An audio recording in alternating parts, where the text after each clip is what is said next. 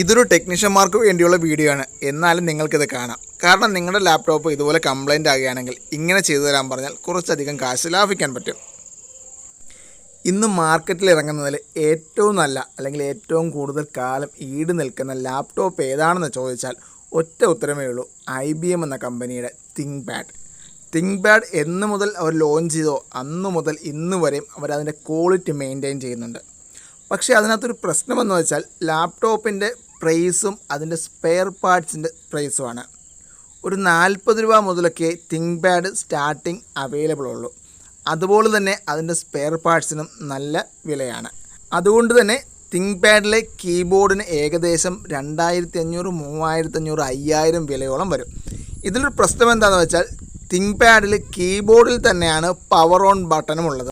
അതുകൊണ്ട് തന്നെ keyboard complaint ആയ ലാപ്ടോപ്പ് ഓണാക്കാൻ സാധിക്കാറില്ല. അതിനൊരു പരിഹാരവുമായിട്ടാണ് നമ്മുടെ ഇന്നത്തെ വീഡിയോ. പല ടെക്നീഷ്യന്മാർക്ക് ഇതിനെക്കുറിച്ച് അറിയാമെങ്കിലും യൂട്യൂബിൽ ഇങ്ങനൊരു വീഡിയോ ഞാൻ കണ്ടില്ല, ഒരു ലാംഗ്വേജിലും കണ്ടില്ല. അതുകൊണ്ട് തന്നെയാണ് ഇന്ന് ഇങ്ങനൊരു വീഡിയോ നമ്മളിടുന്നത്. അപ്പോൾ എൻ്റെ പേര് ബിലഹരി ശിവദാസ്, ഹൈബർടെക് എന്ന യൂട്യൂബ് ചാനലിലേക്ക് എല്ലാവർക്കും സ്വാഗതം. നമുക്കിതിൻ്റെ കീബോർഡ് റിമൂവ് ചെയ്യുന്നതിന് മുന്നേ ആയി ഇതിൻ്റെ ബാറ്ററി നമുക്ക് റിമൂവ് ചെയ്യണം. ശേഷം ഈ ഒരു പോർഷൻ ഊരിയെടുക്കാം. ഇതിൻ്റെ ഉള്ളിൽ കീബോർഡിനെ ബന്ധിപ്പിക്കുന്ന ഒരു നട്ട് വരുന്നുണ്ട്. ആ നട്ട് നമുക്ക് റിമൂവ് ചെയ്യണം, എങ്കിലേ കീബോർഡ് ഊരി വരികയുള്ളൂ. അല്ലാതെ അത് വലിച്ച് എടുത്തു കഴിഞ്ഞാൽ അത് പൊട്ടാനുള്ള സാധ്യത കൂടുതലാണ്.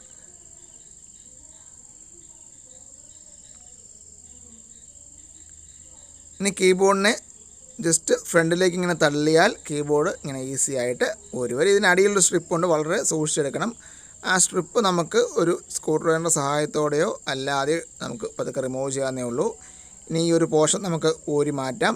ഇവിടെയാണ് സ്ട്രിപ്പ് വന്ന് ജോയിൻ്റ് ആവുന്നത്. അപ്പോൾ നമുക്ക് അവിടുന്ന് സ്ട്രിപ്പ് ഊരിയെടുക്കണം. ഈ ഒരു പോർഷൻ ഊരിയുടെ ശേഷം അവിടെ 2 നട്ടുകളുണ്ട്. ആ 2 സ്ക്രൂ നമുക്ക് അവിടെ നിന്ന് ഊരി മാറ്റാം. ഊരി മാറ്റിയ ശേഷം അവിടുന്ന് സ്ട്രിപ്പ് നമുക്ക് റിമൂവ് ചെയ്യണം.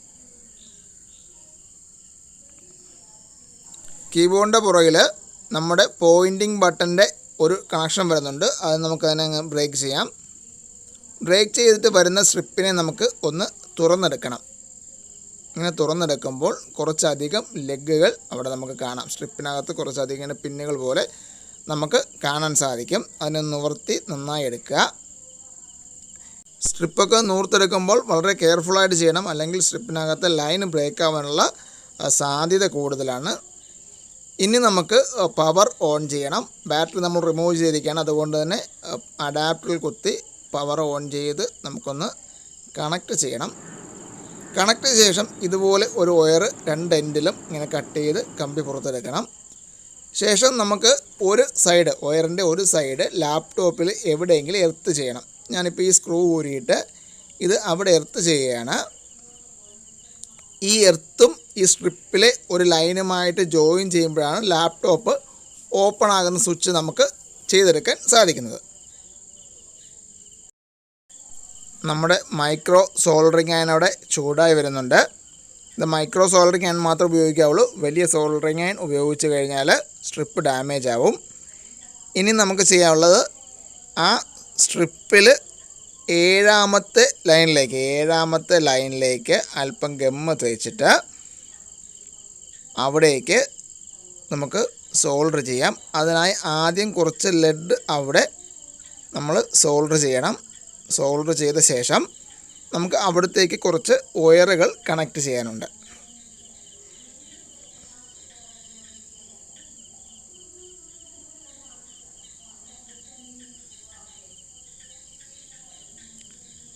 നമുക്ക് 7ാമത്തെ ലൈനുകൾ അങ്ങോട്ടും ഇങ്ങോട്ടും ഷോർട്ട് ആവരുത്. കാരണം ഷോർട്ടായി കഴിഞ്ഞാൽ ലാപ്ടോപ്പ് പോകാനുള്ള സാധ്യത വളരെ കൂടുതലാണ്. കൃത്യമായിട്ട് 7ാമത്തെ ലൈനിലേക്ക് നിങ്ങൾ ഈ ലൈൻ ഇങ്ങനെ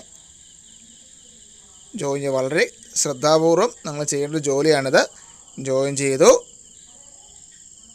ഇങ്ങനെ ഭംഗിയായിട്ട് തന്നെ വൃത്തിയായിട്ട് തന്നെ ഇത് ജോയിൻ ചെയ്യണം. ജോയിൻ ചെയ്ത ശേഷം നമുക്ക് കീബോർഡിൽ ഇത് കണക്ട് ചെയ്യാം.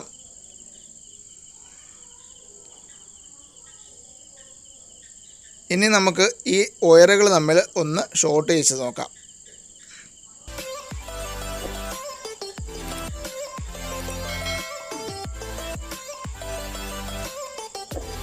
ലാപ്ടോപ്പ് ഓണായി വന്നിട്ടുണ്ട്. ഇനി നമുക്കിതൊരു സ്വിച്ചായിട്ട് എങ്ങനെ ഫിറ്റ് ചെയ്യാമെന്ന് നമുക്ക് നോക്കാം. ഈ 2 ദ്വാരങ്ങളിലൂടെ നമുക്ക് ആ 2 വയറും പുറത്തെടുത്തു. ശേഷം നമുക്കിവിടെ ഒരു മൈക്രോ സ്വിച്ച്, ഇതാണ് മൈക്രോ സ്വിച്ച്. ഈ സ്വിച്ച് നമുക്കിവിടെ വെച്ച് കൊടുക്കാം. അതിനു മുമ്പ് ഇതിൻ്റെ കണ്ടിന്യൂറ്റി നമുക്കൊന്ന് ടെസ്റ്റ് ചെയ്യണം. ഇതിന് മൊത്തം 4 ലെഗുകളാണുള്ളത്. അതിലെ ഒരേ സൈഡിൽ വരുന്ന 2 ലെഗുകളാണ് നമുക്ക് കണക്ട് ചെയ്യാനുള്ളത്. നമുക്കൊന്ന് ഗമ്മലൊന്ന് മുക്കി നമുക്കൊന്ന് സോൾഡർ ചെയ്തെടുക്കണം.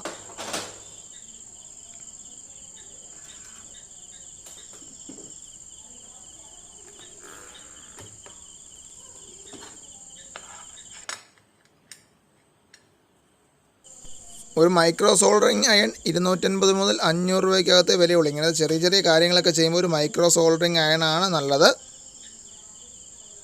നിങ്ങൾക്ക് ഇതുപോലത്തെ ഉപകാരപ്പെടുന്ന വീഡിയോസ് ഞാൻ ഇട്ടുകൊണ്ടിരിക്കും. നിങ്ങൾ ഉറപ്പായും സബ്സ്ക്രൈബ് ചെയ്യണം. ബെൽ ബട്ടൺ മസ്റ്റായി ഓണാക്കി വെക്കണം, അല്ലെങ്കിൽ നോട്ടിഫിക്കേഷൻ നിങ്ങൾക്ക് ലഭിക്കില്ല. എന്തായാലും നിങ്ങൾക്കൊരു ആവശ്യമുള്ളൊരു വീഡിയോ ആണ്, അതുകൊണ്ട് തന്നെ നിങ്ങൾ ലൈക്ക് ചെയ്യുമെന്ന് ഞാൻ പ്രതീക്ഷിക്കുന്നു. നമ്മൾ ലാപ്ടോപ്പിൻ്റെ ഉള്ളിൽ നിന്ന് കൊണ്ടുവന്ന 2 വയറുകൾ ഇതിൻ്റെ ഏതെങ്കിലും 2 ലെഗിൽ, അതായത് ഒരേ സൈഡിൽ വരുന്ന ഏതെങ്കിലും 2 ലെഗിൽ അങ്ങോട്ടും ഇങ്ങോട്ടും മാറിപ്പോയാൽ കുഴപ്പമൊന്നുമില്ല, സോൾഡർ ചെയ്ത് പിടിപ്പിക്കണം.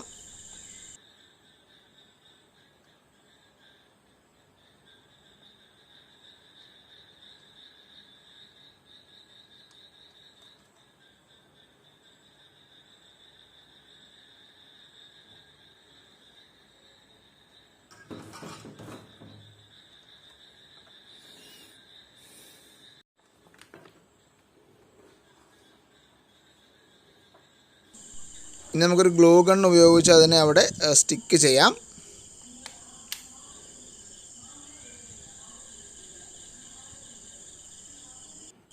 നമ്മളതിനോട് ഉറപ്പിച്ചിട്ടുണ്ട്. നമുക്കിനി ഒന്ന് ബട്ടൺ ഒന്ന് പ്രസ് ചെയ്ത് നോക്കാം ലാപ്പ് ഓൺ ആവുന്നുണ്ടെന്ന്.